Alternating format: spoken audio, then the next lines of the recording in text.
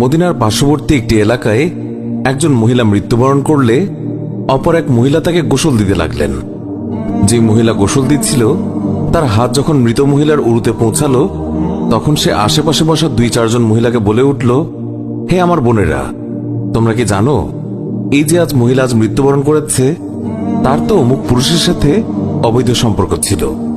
গোসল প্রদানকারী মহিলা যখনই এই কথা বলল, অমনি সাথে সাথে অলৌকিকভাবে তার হাত মৃত মহিলার উরুর সাথে আটকে গেল। পাশের মহিলারা ওই মহিলার হাত ছুটানোর জন্য অনেক টানাটানি করল, কিন্তু কিছুতেই ছুটাতে পারল না।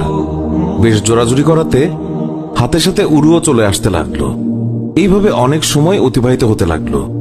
মৃত মহিলার আত্মীয় স্বজনেরা বলতে লাগলো, বিবি, এই যে দ্রুত গোসল শেষ করুন, সন্ধ্যা হয়ে আসছে, জানাজা শেষে আমাদেরকে দাফন করতে হবে। মহিলাটি বলল, আমি তো